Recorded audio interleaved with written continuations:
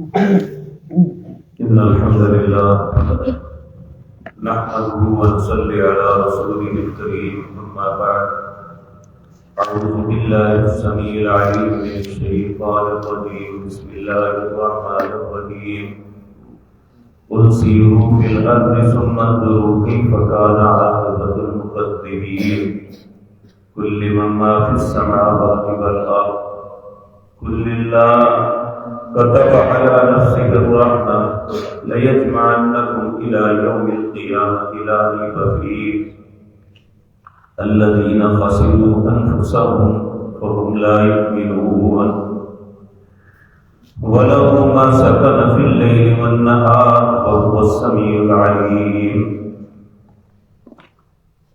حضرات محترم، گزشتہ سبق میں یہ بات عرض کی تھی کہ مشرکین مکہ نے رسول اللہ صلی اللہ علیہ وسلم سے مطالبہ کیا تھا کہ ہمارے سامنے قرآن اتر کیوں نہیں آتا، ہم اسے دیکھیں. اس کے جواب میں اللہ نے فرمایا اگر میں کاغذوں پہ لکھ کے بھیجتا اور یہ اسے چھو بھی لیتے، جنہوں نے نہیں ماننا تھا وہ یہی کہتے ان ھذا الا سحر مبین، یہ تو کھلا جادو ہے. اور دوسرا ان کا مطالبہ یہ تھا کہ آپ اللہ کے نبی کیوں ہیں، اللہ نے فرشتہ کیوں نہیں بھیجا؟ تو اللہ رب العزت نے اس کا جواب بھی دیا اگر میں فرشتہ بھی بھیجتا، پہلی بات تو فرشتہ جب آتا ہے تو دو ہی باتیں ہوتی ہیں، اچھے لوگوں کے لیے یا خوشخبری ہوتی ہے جو انبیاء کو دی جاتی ہے، یا لوگوں کو عذاب دینے کے لیے آتی ہے. کہا اگر فرشتہ ہوتا تھا تو تمہارا فیصلہ ہو جاتا.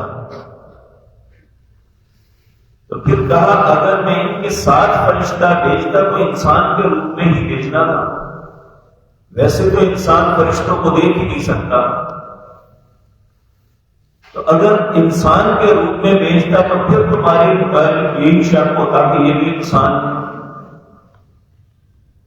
اب اللہ رب العزت آج جو آیات پڑھی ہے اس میں دھمکی دیتے ہوئے یہ بات کہتے ہیں قل سیروا فی الارض، جاؤ زمین میں چل پھر کے دیکھو، تاریخ عالم کا مطالعہ کرو اور دنیا کے حالات کو دیکھو اور پرکھو. کیف کان عاقبۃ المکذبین، جن لوگوں نے اللہ کو اور اس کے رسولوں کو جھٹلایا اور ان کا انجام کیا ہوا.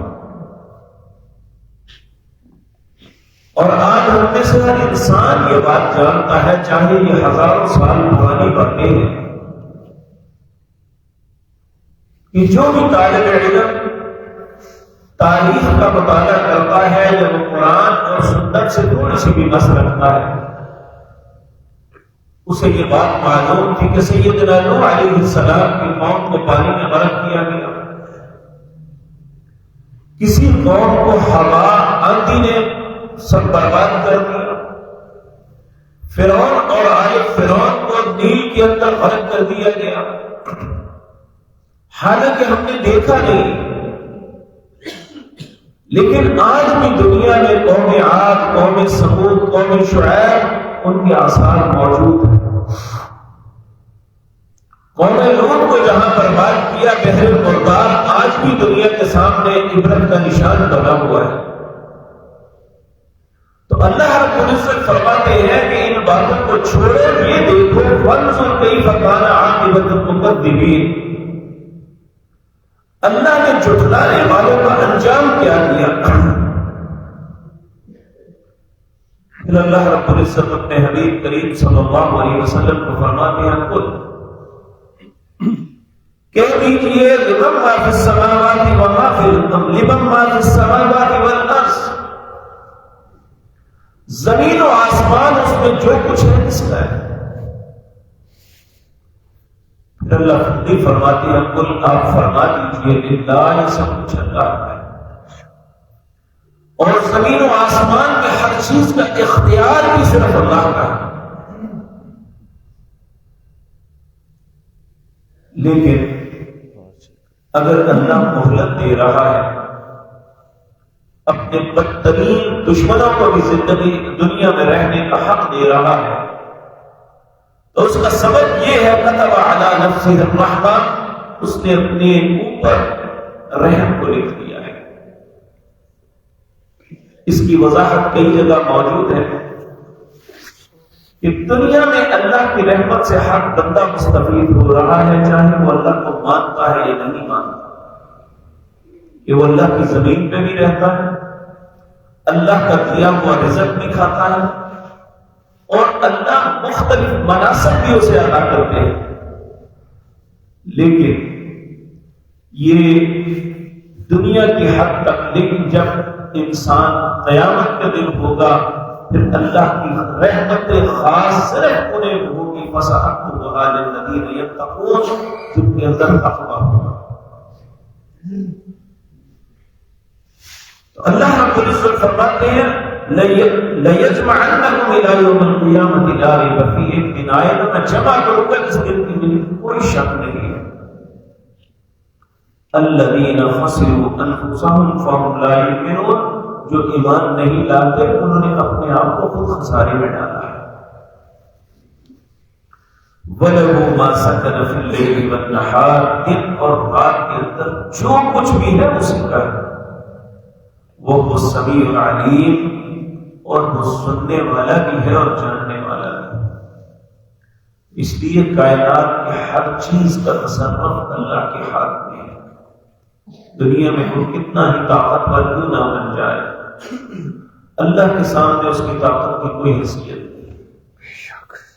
نمرود یہ دنیا کے ان 4 بادشاہوں میں سے تھا جسے پوری کائنات کے اندر حکومت تھی، لیکن جب اس کا تکبر، اس کا کفر، اس کی سرکشی اور بغاوت بڑی تو اللہ نے کتنے ذلیل طریقے سے اسے مارا۔